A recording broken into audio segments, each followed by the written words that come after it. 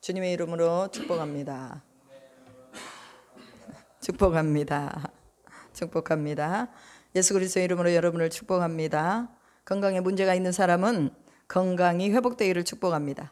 자녀에 문제가 있는 사람은 자녀의 문제가 해결되기를 축복합니다. 사업이 얽혀있고 풀리지 않는 사람은 그 사업이 잘 풀리고 잘 되기를 축복합니다. 교회에 부흥이 막혀있는 모든 교회들은 그 부흥이 열리기를 축복하고 믿음을 소원하는 자들의 믿음에 큰 믿음이 입혀지기를 축복합니다. 영적으로 막혀있는 곳에서는 성령께서 빛으로 역사하셔서 어둠을 주관하는 사탄의 영이 제압되기를 예수의 이름으로 축복합니다. 아멘. 오늘 로마서 8장 18절부터 39절까지를 합독했습니다. 제목은 합력하여 선을 이루는 공동체입니다. 그럼 누구와 합력해야 될 것인가? 여러분 누구와 합력하기 원하세요? 사탄과 합력하실랍니까? 사람과 합력하실랍니까? 여러분의 물질과 재물과 합력하실랍니까? 우리가 합력하여 선을 이룰 수 있는 그 길은 바로 성령과 합력해야 되는 거예요. 하나님과 합력해야 되고 예수 그리스도와 합력해야 선을 이룰 수가 있다는 거예요. 여러분 육신으로 시작하잖아요. 그럼 육신으로 망해요. 사람들이 자신의 생각으로 이거 잘 될 거야 하고 많은 사람들이 투자를 하고 또 돈을 벌기 위해서 거기에 몰입을 하지만 그러나 육신으로 시작한 것은 반드시 육신으로 망하게 돼 있습니다. 그럼 우리가 영으로 시작하잖아요. 그럼 하나님이 그 영으로 흥하게 해주신다는 거예요. 왜? 하나님의 성령은 모든 것을 다 통달하시는 영이에요. 이 세상의 물질의 세계와 또한 영의 세계를 다 통달하고 계시는 분이 바로 하나님이시요, 하나님이 예수 그리스도를 통해서 성령을 보내주시기 때문에 성령 안에서 살고 있는 사람들은 합력하여 선을 이룬다는 거예요. 여러분 교회 안에서 서로 하나 되지 못하고 협력하지 못하는 게 뭐예요? 영이 다르기 때문에 그렇습니다. 그러면 하나님의 영에 붙들림바 되어서 하나님의 영으로 움직이는 사람에게 초점을 맞춰야지, 육신으로 좋은 대로 또한 육신에 매여 있는 사람에게 초점을 맞추면 거기를 따라가는 사람들은요 다 죽습니다. 그래서 우리는 뭐냐, 하나님의 영으로 인도 한번 받은 사람에게 온전한 초점을 맞추고 거기에 우리가 몰입해서 복음을 따라 살아가야 되는 거예요. 교회 안에서도 사람의 생각으로, 육신의 생각으로 매여 있는 사람들이 있어요. 그럼 그 사람들은요 바울파, 아볼로파, 그 다음에 베드로파 다 이렇게 고린도 교회가 나눠져 버린 것처럼 교회 안에서도 이렇게 파당이 지어지고 또 사람에 따라 움직이는 거, 이거 하나님이 기뻐하시지 않습니다. 그래서 우리는요 성령으로 하나 되게 하신 것을요 끝까지 지켜야 돼요. 그래서 내 생각이 조금 이렇게 옳다고 생각해도 그러나 성령의 사람이 이렇게 하자 그러면 가는 거예요. 이게 바로 하나 되는 거거든요. 그래서 늘 우리의 머리는 누구냐? 예수 그리스도. 하나님의 말씀이 우리의 머리가 되는 거예요. 하나님의 말씀이 우리의 머리요 예수 그리스도가 우리의 머리이기 때문에 이제는 성령과 협력하고 또한 비전과 협력하고 하나님의 말씀과 협력해서 이제는 선을 이루어 나가야 되는 것입니다. 한 성령 안에서 우리가 하나로 세워지자 그 말이에요. 우리의 모든 공동체는 합력하여 선을 이루는 공동체입니다. 여러분 저 혼자 목회할 수 없습니다. 여러분 모두가 다 저를 도와줘야 돼요. 저 혼자 기도할 수 없습니다. 여러분들이 기도로 다 협력해줘야 이 공동체가 살아나는 거예요. 저 혼자 아무리 백날 첫날 뛴다 할지라도 여러분들이 협력해 주지 않으면 이 안에서 열매가 그렇게 많이 나타나질 않아요. 그러니까 우리가 서로 목사님을 협력해서 같이 중보기도 해주고 또한 성도들을 협력해서 우리가 또 같이 중보기도 해주고, 그래서 협력하여 선을 이루는 공동체가 바로 교회의 공동체라는 거예요. 그래서 나하고는 상관없는 일이야, 이게 아니에요.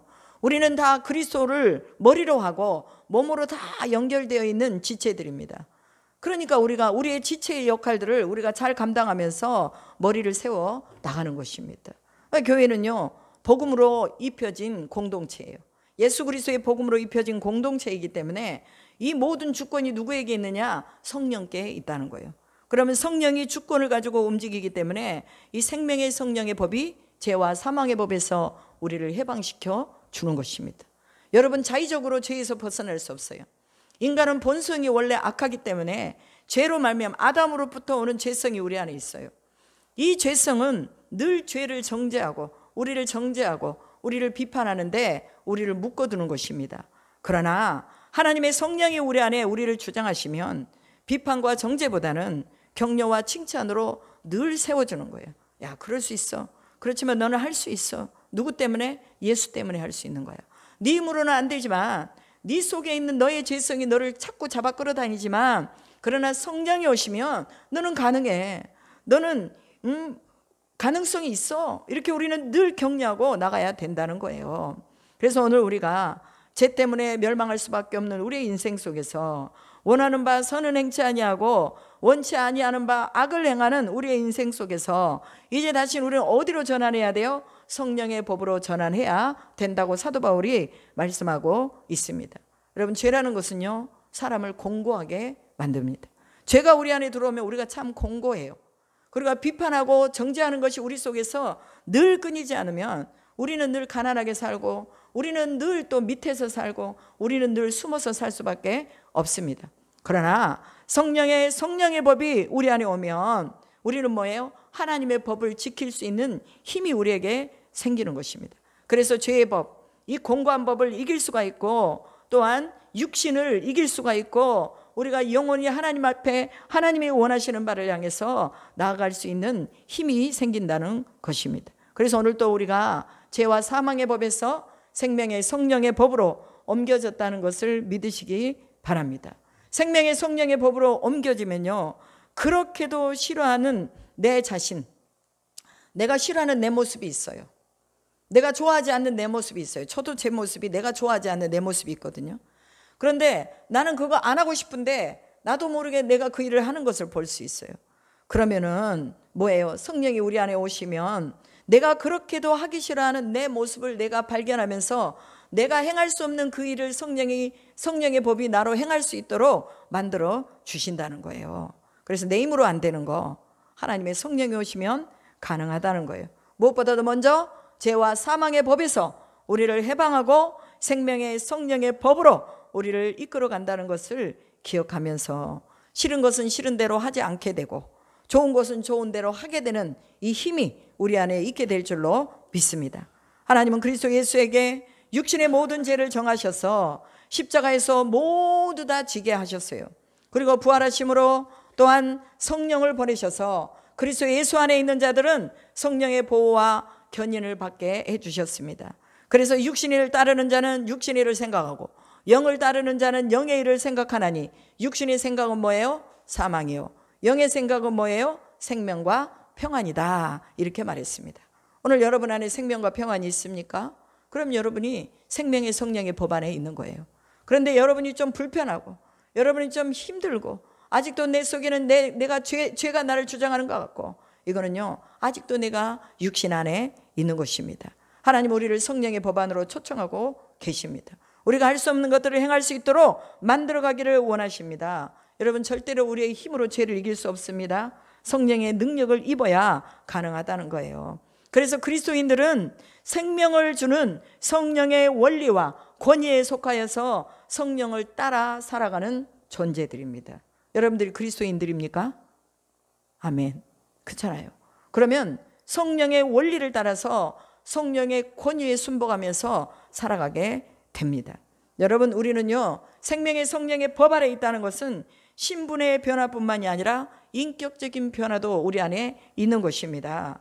죄가 우리를 구속할 수 없다는 거예요.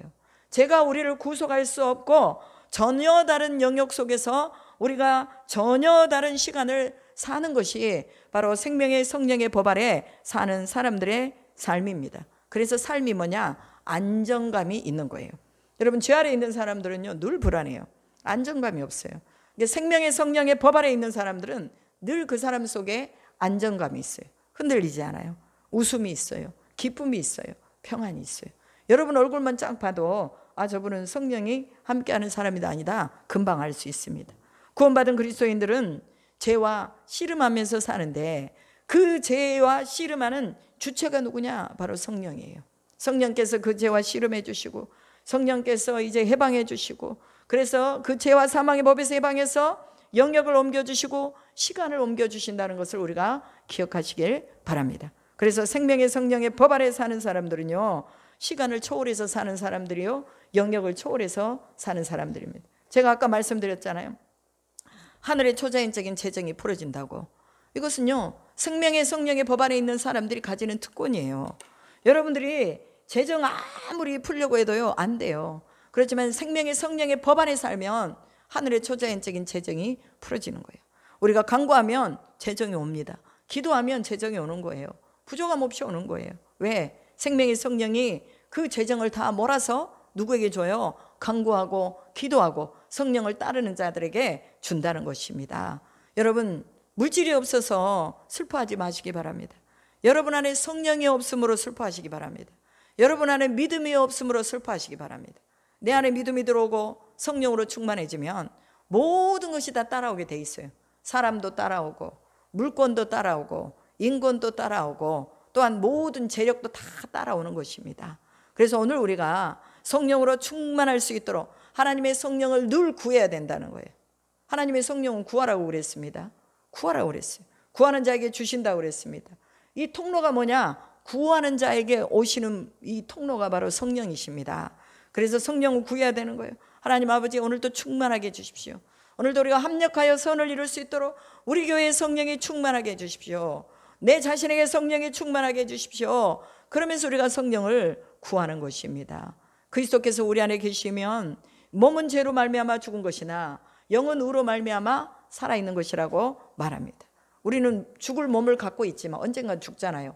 죽을 몸을 가지고 있지만 우리 안에 있는 이 영이 죽을 몸도 다시 살리신다는 거예요. 그 부활의 영광 안으로 들어가게 된다는 것입니다. 여러분, 하나님을 아버지라고 부르는 모든 자들은요, 오늘 그 로마서 8장 전반절에 보면 17절 이하에 보면 상속자라고 말합니다. 하나님의 양자의 영을 받았다고 말합니다.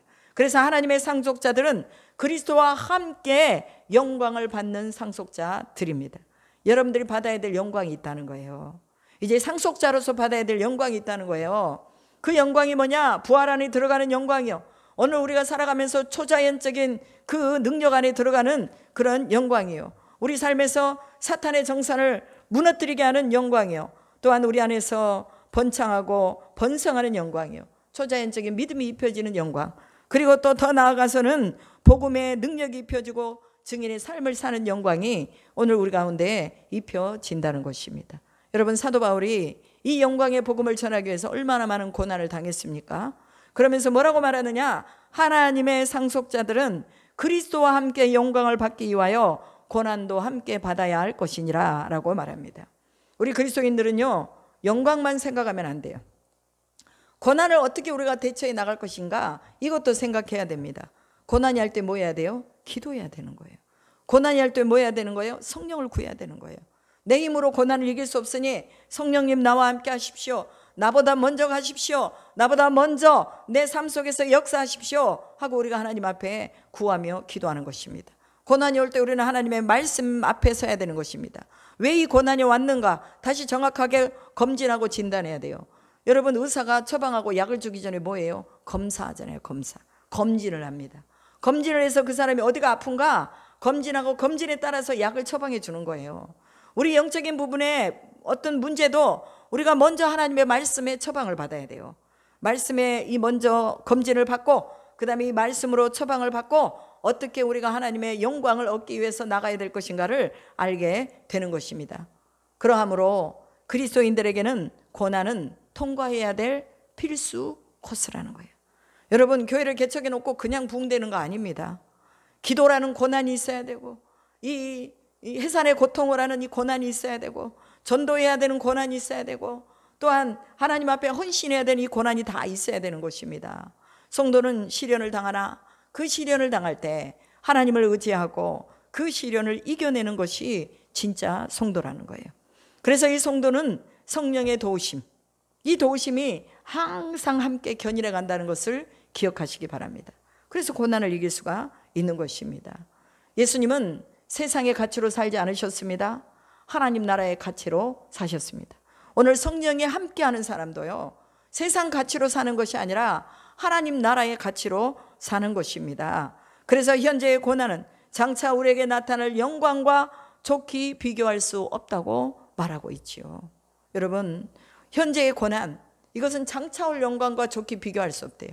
지금의 고난이 70% 내게 강하게 역사하는 이 눌림이라면 앞으로 장차 우리에게 나타날 영광은 200%, 300%의 영광이 우리를 기다리고 있다는 거예요. 그래서 우리는 이 고난을 넘어갈 수 있습니다. 여러분, 임산부가 아이를 가졌어요. 아이를 가졌을 때 자지 못하고, 때로는 입덧 때문에 먹지 못하고, 때로는 여러 가지 몸이 무거워서 어디를 또 왕래하지도 못하고, 달리기도 하지 못하고, 뭐 어떻게 차를 운전하지도 못하고, 이런 고난 가운데 있지만, 그러나 10달이 차서 그 아이가 해산하고 나올 때에 그 기쁨, 그 영광 이루 말할 수 없기 때문에 고난의 기간들을 참는 것입니다. 10개월이라는 이 고난의 기간을 참으면서 이 아이를 축복하는 거예요. 주님, 이 아이가 태어났을 때 하나님의 영광을 내서 쓰임받게 해달라고 기도하는 거예요. 그 고난 속에서도 기도하는 거예요. 혹여라도 이 아이가 뱃속에서 잘못되지 않도록 하나님 인도해달라고 기도하는 거예요. 박균자 목사님이 그 말씀을 했어요. 막내를 가졌을 때 이 아이를 가질 수 없는 중에 가졌대요. 나팔건이 하나밖에 없었고, 그럼에도 의사는 당신은 아이를 낳을 수 없습니다 말했는데, 박균자 목사는 3명의 자녀를 낳았어요. 2딸을 낳았고 막내는 아들을 낳았는데, 이 막내를 가졌을 때도 의사가 미친 짓이라고 그랬대요. 이 아이는 100% 사생하든지 아니면 정신적으로 이상하든지 몸에 불균형을 가지고 태어날 것이니 빨리 유산을 시키라고 말했대요.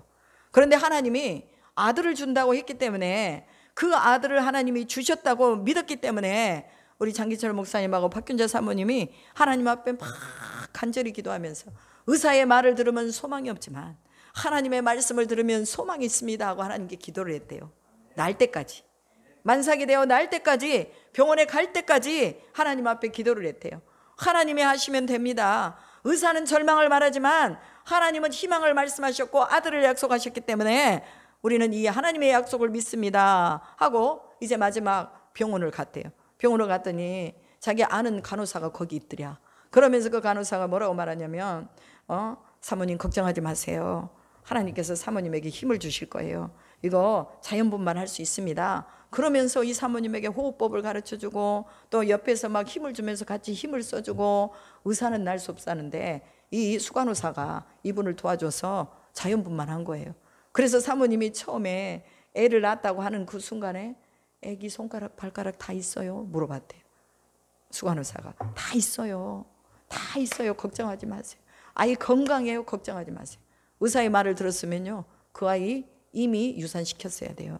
하나님의 말씀을 들었기 때문에 그 아이가 세상에 나와서, 이 아이를 하나님이 주셨다면 이 아이가 비정상이고 또 이 아이가 어디 모자란다 할지라도 이것이 내게 맡겨진 분복이라면 내가 그 아이를 맡겠습니다는 이런 마음이 그분들에게 있었던 거예요. 그런데 이 아이가 건강하게 태어나서 지금은 건장한 청년이 되었습니다. 여러분, 이거 누가 하는 거예요? 하나님이 하시는 거예요. 하나님이 하시는 것입니다. 그래서 이 세상의 가치관이 아니라 하나님의 가치관으로 하나님 앞에 나아갔더니 일반적으로 당하는 그 10달 동안에 그 아이를 통해서 받는 불안과 염려와 초조가 우리 그 두 분에게 얼마나 있었겠어요. 그럼에도 불구하고 그것을 하나님 앞에 올려드리고 고난을 받으면서도 일반적인 고난이 아니라 특별한 고난 안에서도 하나님을 의존했던 그분들의 믿음을 하나님이 보셨고 또한 귀한 아들을 그 가운데 주셨음을 우리가 보는 것입니다. 여러분, 모든 것들이 다 완벽하지 못합니다. 그러나 하나님은 완전하시고 완벽하십니다. 창조의 목적은 뭐냐? 잃어버린 것들, 창조할 때는 하나님이 모든 걸 완벽하게 창조했지만, 그러나 인간의 범죄와 불순종을 인해서 창조가 다 비틀어져 버렸어요. 창조가 다 비틀어져 버렸어요.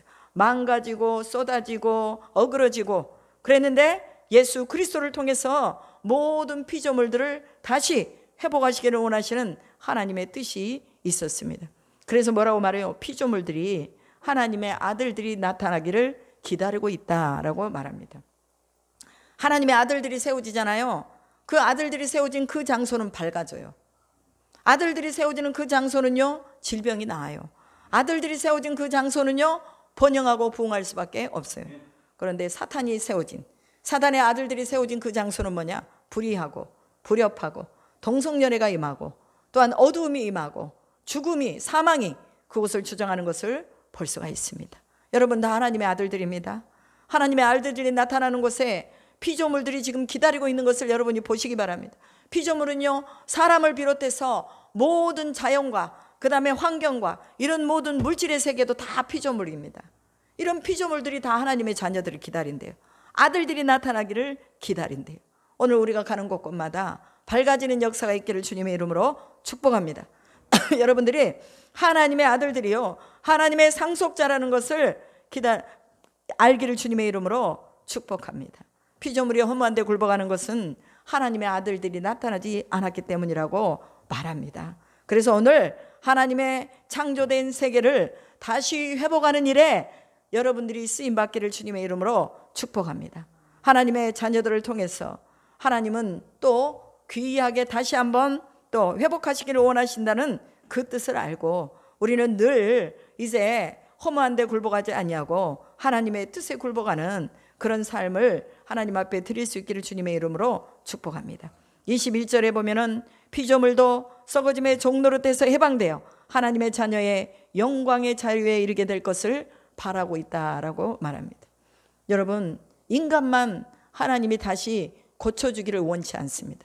그러나 모든 피조물들은 하나님이 다시 고쳐주기를 기다리고 있다는 거예요. 자연과 환경과 만물이 다 하나님을 기다리는데 이 하나님의 형상으로 창조된 인간은 하나님을 기다리지 않는다는 거예요. 사람이 하나님께 다시 돌아오면 자연이 회복되고 만물이 회복되기 때문에 이 피조물들이 썩어짐의 종노릇한 데서 해방되기를 바란대요. 여러분이 가는 곳곳마다 이런 아름다운 믿음의 역사가 나타나기를, 회복의 역사가 나타나기를 주님의 이름으로 축복합니다. 그리고 22절에 보면 피조물이 다 함께 탄식하며 함께 고통을 겪고 있는 것을 안다라고 말합니다. 하나님을 떠난 인생들 속에는요, 피조물들도 고통하는 거예요. 여러분이 하나님 떠나잖아요. 여러분의 자녀들이 고통을 받아요.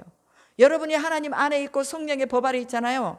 여러분의 자녀들이 뭐예요? 형통한 삶을 사는 거예요. 그래서 우리가 자녀들을 위해서라도, 내 대는 이제 거의 끝나갑니다. 그러나 우리 자녀들을 위해서라도 우리가 성령 안에 살도록, 하나님 안에 살도록, 탄식 안에 살지 않고 하나님이 주시는 영역 아래 살도록 우리가 기도해야 되는 것입니다. 23절에 보면 그뿐 아니라 성령의 처음 익은 열매를 받은 우리까지도, 이건 사도 바울이 말하는 것입니다. 성령의 처음 열매를 누가 받았어요? 사도의 초대교회 이 사람들이, 성도들이 받았잖아요. 그러면 성령의 처음 열매를 받은 우리까지도 속으로 탄식하여 양자될 것 곧 우리 몸의 속량을 기다리느니라, 이렇게 말합니다. 그래서 우리 몸의 속량을 기다리는 것, 즉 죄 없다 하고 구원을 기다리는 것은 바로 너희들이 구원받기를 원한다, 그 말이에요.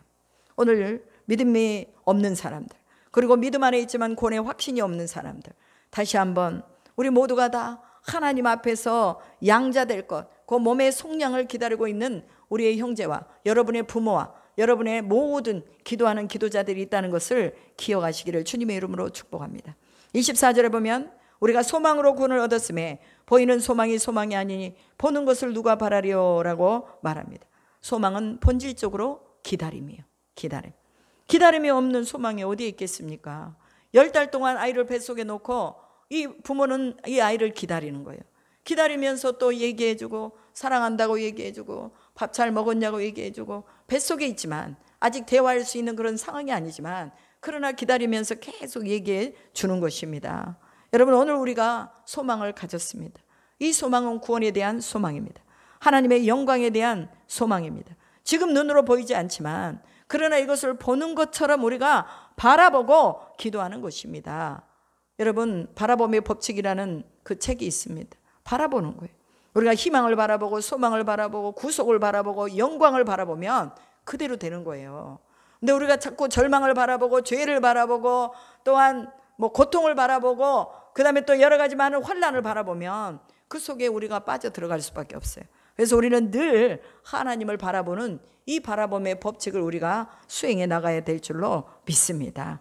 지속적인 인내가 필요하다는 거예요.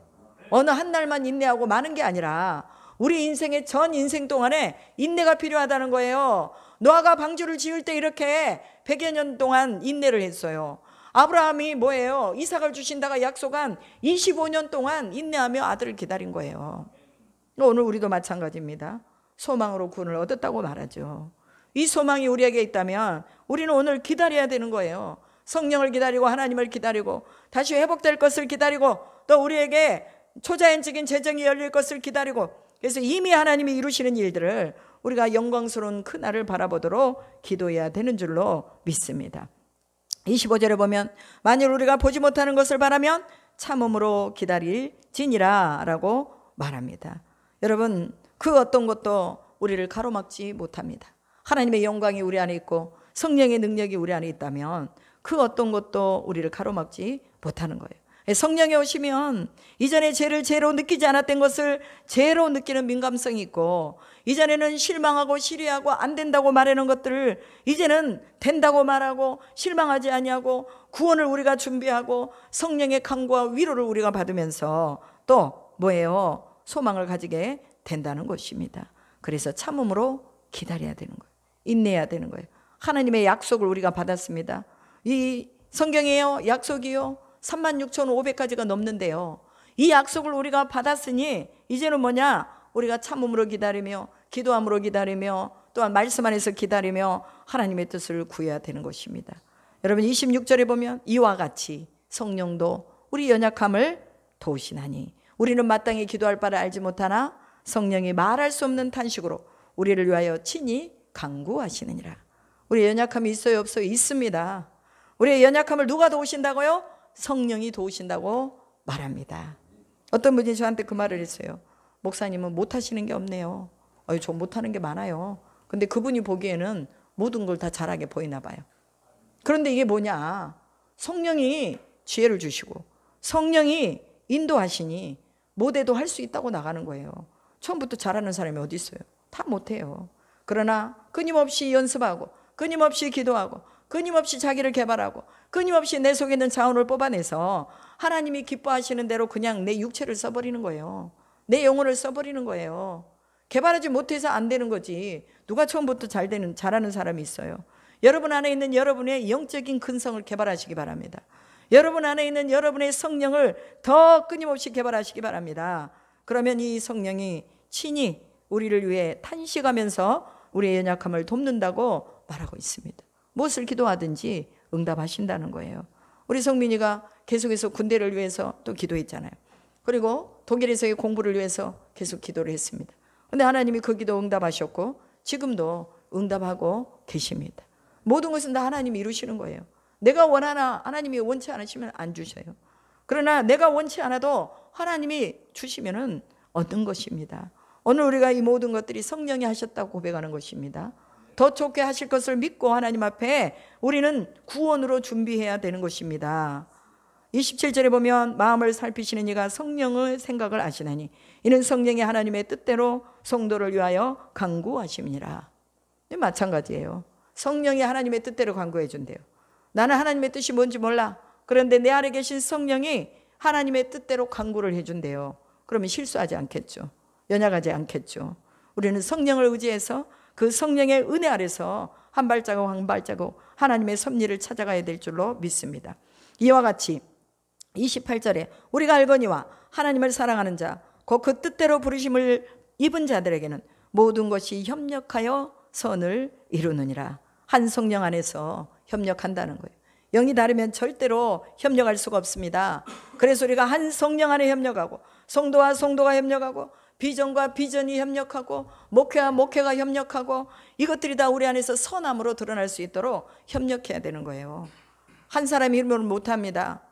세 사람 삼겹줄이 연결이 되면은 끊을 수가 없다고 말합니다. 한 줄은 쉽게 끊을 수 있어요.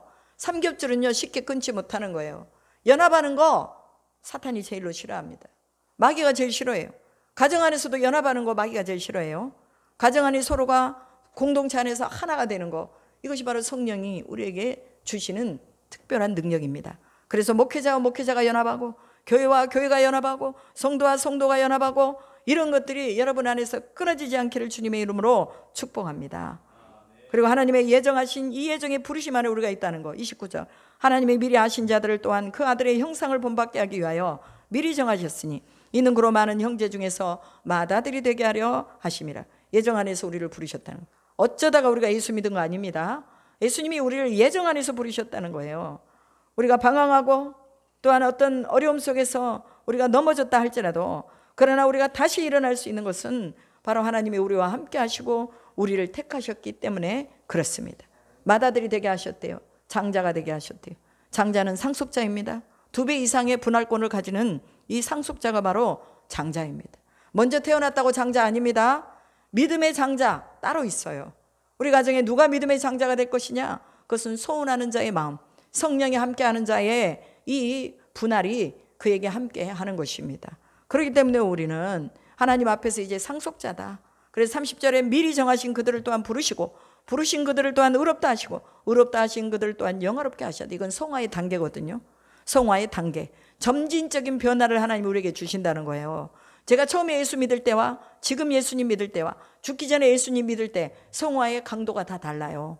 그래서 여러분이 나이가 들어갈수록 하나님을 향해 더 가까이 나가는 것, 이것이 바로 옳은 성화의 단계입니다. 그런데 올라갔다가 내려왔다가 올라갔다가 내려왔다가 믿음이 좋았다가 나빴다가 이거 아니라는 거예요. 오늘 우리는 늘 점진적인 성화의 단계가 우리 안에 있어야 한다는 것을 30절에서 보여주고 있습니다. 여러분, 우리는 본질적으로 악한 인간이기 때문에 우리 안에 죄성이 있기 때문에 이 죄성이 때로는 우리를 대적하지만, 그러나 바울이 하나님에 대한 믿음의 확신, 신뢰의 확신이 있었기 때문에 31절에 보면 하나님이 우리를 위하시면 누가 우리를 대적하리요? 라고 말합니다. 하나님이 우리 편이라는 거예요. 우리 편이라는 거예요. 우리 편에 서 계신 그 능력 있는 분이 그 어느 누구도 우리를 대적할 수 없도록 우리를 보호하시고 견인해 가신다는 것입니다. 그래서 자기 자신이 혼자라고 생각하는 사람은요, 맨날 넘어져요.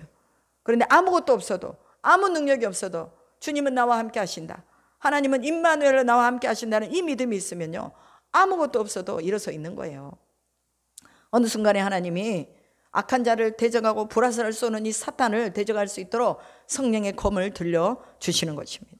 32절에 보면 자기 아들을 아끼지 아니하시고 우리 모든 사람을 위하여 내주신 이가 그 아들과 함께 모든 것을 우리에게 주시지 아니하겠느냐. 아들도 주셨는데 다른 어떤 것인들 주지 않겠느냐, 이 말씀이에요. 가장 귀한 것을 주셨는데 어찌 너희들을 대적자들에게서 건져내지 않겠느냐, 그 말입니다. 그래서 우리는 하나님 안에 있으면 안전하고 하나님이 대적자들을 다 막으신다는 것을 기억하시기를 축복합니다. 33절에 보면 누가 능히 하나님께서 택하신 자들을 고발하려? 의롭다 하시는 이는 하나님이시니 누가 정죄하려? 죽으실 뿐 아니라 다시 살아나신 이시는 예수 그리스도시니 그는 하나님 우편에 계신 자요 우리를 위하여 간구하시는 자신이라. 죽으실 뿐 아니라 다시 살아나시는 이, 그 예수가 우리의 변호자요 성령이 우리의 변호자라는 거예요. 우리가 약해서 좀 넘어져도 괜찮아, 다시 일어나면 돼. 하나님이 우리를 다시 이끌어 가신다는 것입니다. 아무도 우리를 정죄할 수 없다는 거예요. 사탄이 우리를 정죄합니다. 너 죄인이잖아, 너 이런 어리석음이 있잖아, 너 이런 부분이 약하잖아 해도 성령이 우리와 함께 하시면 우리가 그것을 능히 이길 수가 있다는 거예요. 우리는 누구의 음성만 들어야 돼요? 하나님의 음성만 들어야 돼요. 마귀의 음성 들으면 안 됩니다. 하나님의 음성만 듣고 정죄할 수 없다, 어느 누구도 우리를 정죄하지 못한다, 하나님이 우리의 편에 계신다, 이것을 분명하게 알고 환난이나 공고나 박해나 기근이나 칼도 우리를 끊을 수 없다는 것. 또 36절에 보면 기록된 바 우리가 종일 주를 위하여 죽임을 당하게 되며 도살할 양같이 여김을 받았나이다 함과 같으니라. 그러나 이 모든 일에 우리를 사랑하시는 이로 말미암아 우리가 넉넉히 이기느니라. 여러분, 고난받는 종의 자세가 뭐냐? 우리 때문에 예수님이 참으셨고 우리 때문에 아무 말씀하지 않으셨고 우리 때문에 변명하지 않으셨다는 거 기억해야 됩니다. 도살장으로 끌려가는 양처럼 잠잠했다고 예수님을 그렇게 시편 44편 22절에서 묘사하고 있습니다. 이로 말미암아, 고난받는 이 종으로 말미암아 우리가 이 모든 일에 우리를 사랑하시는 이로 말미암아 넉넉히 이기는 것입니다. 겨우 이기는 거 아니에요. 어쩌다가 이기는 거 아니에요. 매일 이겨나가는 삶을 산다는 것입니다. 그럼 이게 얼마나 즐거운 일입니까? 기쁜 일입니까?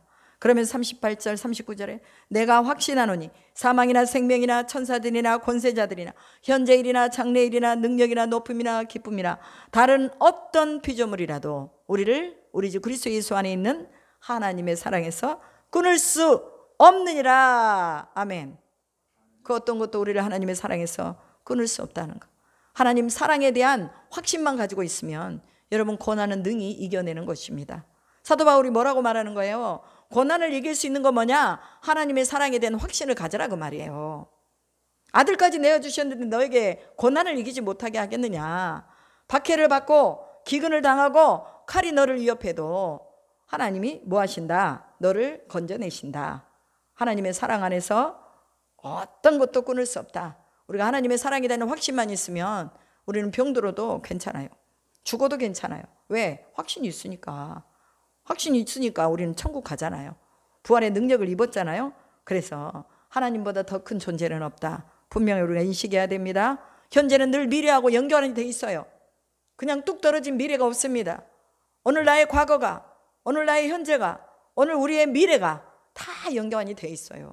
그래서 오늘의 현재가 내 미래를 만들어내고 또 과거가 내 현재를 만들어냈듯이 그렇게 내 믿음이 내 미래를 만들어내는 것입니다. 오늘도 성경 안에서 아름다운 여러분의 영광의 미래를 만드시기 바랍니다.